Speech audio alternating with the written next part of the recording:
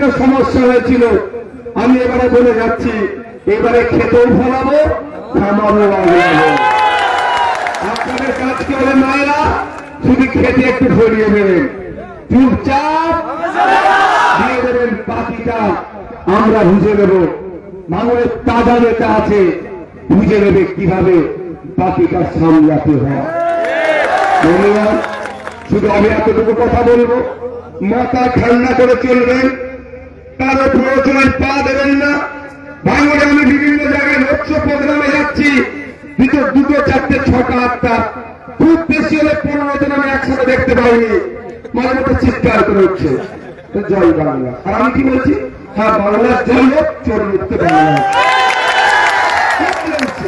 লাভ মেরে উঠছে কেন? আমাকে উত্তেজিত করার জন্য। এদের পায়ের নিচে মাটি নাই। আব্দুল ভাই, ইমরান ভাই, জামাল গাছি, আব্দুল সেলিম ভাই দেখে নিচ্ছে। ভাইজান চিন্তা করতে হবে না, আমরা বুঝে নেব। আবার আজকে লড়াকু নেতা আসলাম বাপ্পারা থেকে শুরু করে আরো অনেকে নেতৃত্বরা যুক্ত হয়েছে, আরো শক্তিশালী হয়েছে। ভাইজান চিন্তা করতে হবে না। বিরান আছে, রামের আছে, ইয়াসিন আছে, আর আসাদুল ভাই আরো নেতৃত্বরা আজকে যুক্ত হয়েছে।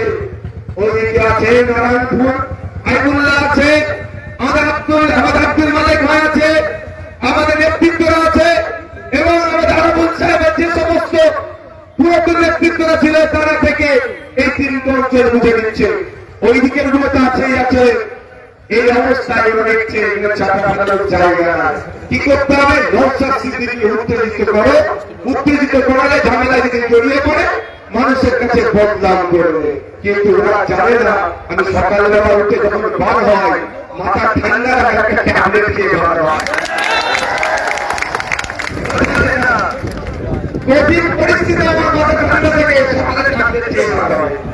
এখানে বাংলাদেশের বললাম আমি মানুষের তুমি আছে কার সাথে